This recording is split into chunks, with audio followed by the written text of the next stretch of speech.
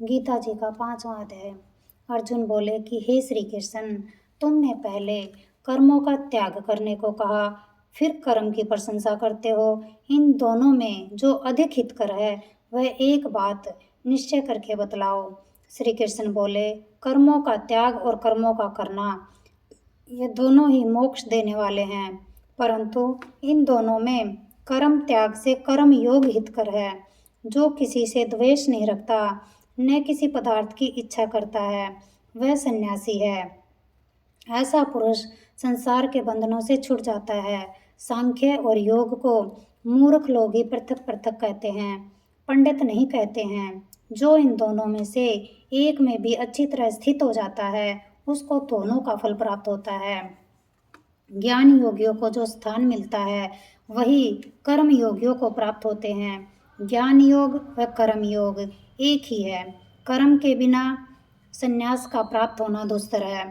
कर्म करने वाले मुनिजन को ब्रह्म प्राप्त करने में विलंब नहीं लगता। कर्म योग युक्त शुद्ध अंतःकरण वाला, मन तथा इंद्रियों को जीतने वाला, संपूर्ण प्राणियों में अपनी आत्मा को देखने वाला, कर्म करता हुआ भी कर्म फल से लिप्त नहीं होता। योग युक्त तत्ववेता पुरुष देखते हैं, सुनते हैं, स्पर्श करते हैं, सूंघते हैं, खाते हैं, चलते हैं, श्वास लेते हैं, तो भी यह नहीं मानते कि मैं कुछ नहीं करता। वे बोलते हैं, त्यागते हैं, ग्रहण करते हैं, परंतु यही मानते हैं कि मैं कुछ नहीं करता, और यह मन में धारण करते हैं कि इंद्रियां ही अपने अपने विषयों में बरतती है। जो प्राणी ब्रह्म में अर्पण कर संग को त्याग कर कर्म करता है, वह पाप से लिप्त नहीं होता। जैसे कमल पत्र पर जल नहीं ठहरता, योगी जन शरीर से, मन से और बुद्धि से तथा इंद्रियों की आसक्ति से रहित होकर आत्म शुद्धि के निमित्त कर्म करते हैं। कर्म योग पुरुष कर्म फल त्याग कर मोक्ष रूप शांति का लाभ करता है, और जो योग रहित है वह कर्म की इच्छा के बंधन में पड़ जाता है। सब कार्यों को मन से त्याग करके प्राणी इस वन द्वार इंद्रियों की देह रूपी पुरी में न कुछ करता है, न करता हुआ आनंद पूर्वक रहता है। परमेश्वर किसी कर्म में प्रवृत्त नहीं करता, कर्म और कर्म फल को उत्पन्न नहीं करता। ये सब प्रकृति के द्वारा होते रहते हैं।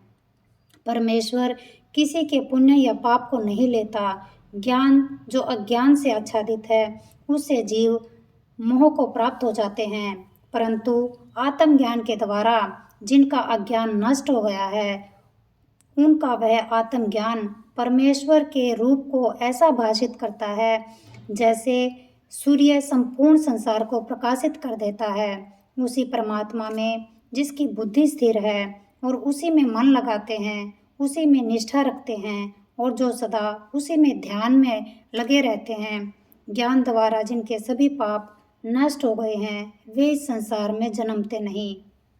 विद्या और विनय से संपन्न ब्राह्मण में, गाय में, कुत्ते में और चांडाल में पंडित जन की दृष्टि समान रहती है।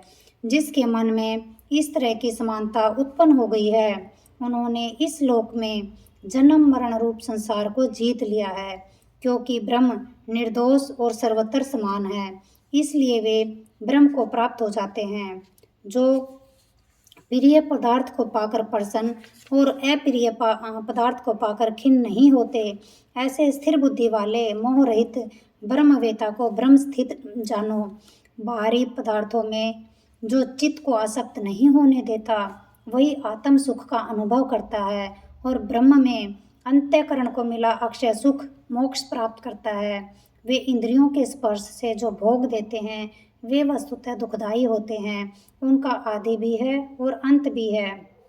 हे कौन्तेय, ज्ञानी लोग ऐसे भोगों में रत नहीं होते। संसार छूटने से पहले जो मनुष्य काम और क्रोध के वेग को सहन करने में समर्थ होता है, वह योगी और सच्चा सुखी है। जो योगी आत्म सुख से सुखी, अंतरात्मा के आनंद से आनंदित और अंतर ज्योति से ही प्रकाशित है, वह ब्रह्म रूप होकर ब्रह्म निर्वाण मोक्ष को प्राप्त होता है। पाप जिसके नष्ट हो गए हैं, कुबुद्धि दूर हो गई है, मन को जिन्होंने वश में कर लिया है, जीव मात्र का जो हित चाहते हैं, ऐसे योगी को ब्रह्म निर्वाण प्राप्त होता है। काम और क्रोध जिनमें नहीं है, मन के वेग को जिसने रोक लिया है, ऐसे आत्मज्ञानी योगियों को ब्रह्म निर्वाण सहज ही प्राप्त हो जाता है। बाहरी पदार्थों के संयोग से अलग रहकर, दोनों भुवों के बीच में दृष्टि लगाकर, नासिका के भीतर चलने वाले प्राण अपान वायु को सम करके, इंद्रियां, मन और बुद्धि को वश में करके, भय और क्रोध को त्याग कर योगी जीवन मुक्त हो जाता है। जो मुझको सभी यज्ञों और तपों का भोक्ता, संपूर्ण लोकों का स्वामी और सभी प्राणियों का मित्र जानते हैं, उन्हीं को शांति प्राप्त होती है। इति श्रीमद्भगवद गीता सुपनिषद सुब्रह्म विद्या योग शास्त्रे श्री कृष्ण अर्जुन संवादे संन्यास योगो नाम 5वां अध्याय समाप्त। जय हो गीता जी की। 5वें अध्याय का महात्म्य। श्री भगवान जी बोले, हे लक्ष्मी, 5वें अध्याय का महात्म्य सुन। एक ब्राह्मण पिंगल नाम का अपने धर्म से भ्रष्ट हुआ। वह कुसंग में बैठ मच्छी मांस खावे, मदिरा पान करे, जुआ खेले। देव योग से वह पिंगल एक राजा के यहाँ नौकर हो गया। राजा के पास और लोगों की चुगलियाँ किया करे। जब बहुत दिन बीते तब वह धनवंत हो गया। तब उसने अपना विवाह कर लिया, परंतु स्त्री व्यभिचारिणी आई।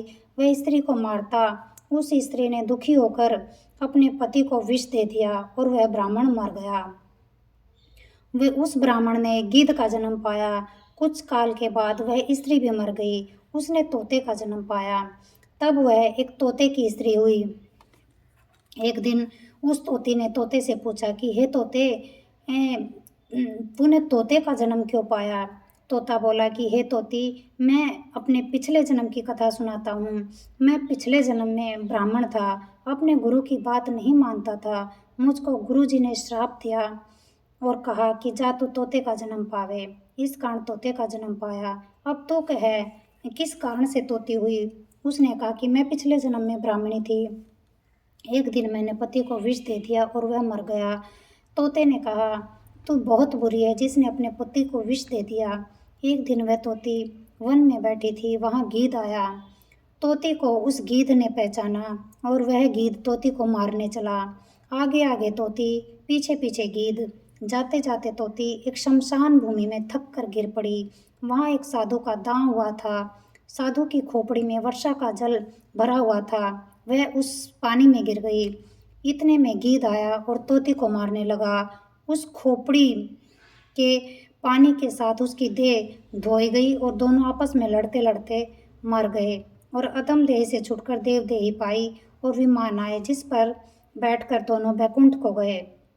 वह खोपड़ी एक साधु की थी जो गीता जी के 5वें अध्याय का पाठ करता था। वह परम पवित्र था। उसके जल से दोनों पवित्र हो गए। जो प्राणी श्री गंगा जी का स्नान करके श्री गीता जी का पाठ करते हैं, वे बैकुंठ को जाते हैं। गीता जी की जय हो। गीता जी की आरती। जय गीता माता मैया, जय गीता माता, सुख करनी दुख हरनी तुमको जगगाता। ओम जय गीता माता, अज्ञान मोह ममता को छिन में नाश करे, सत्य ज्ञान का मन में तू प्रकाश करे।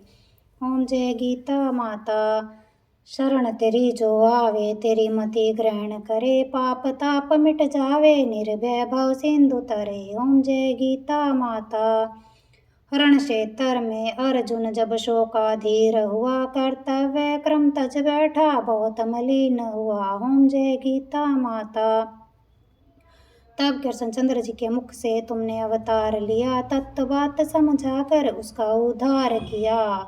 ओम जय गीता माता, शरीर जन्म ते मरते आत्मा अविनाशी, शरीर को दुख व्यापे आत्मा सुख राशि। ओम जय गीता माता, अतः शरीर की ममता मन से त्याग करो, आत्म ब्रह्म को चीनो उसे अनुराग करो। ओम जय गीता माता, निष्काम कर्म नित्य करके जग का उपकार करो, फलवांछा को त्यागो सद्व्यवहार करो। ओम जय गीता माता, मन को वश में करके इच्छा त्याग करो, निष्काम जग में रह के हरि से अनुराग करो। ओम जय गीता माता, यह उपदेश तेरे जो नर मन में लावे, भगवान भवसागर से वह क्यों ना तर जावे। ओम जय गीता माता, जय गीता माता, मैया जय गीता माता, सुख करने दुख हरने तुमको जगदाता। ओम जय गीता माता।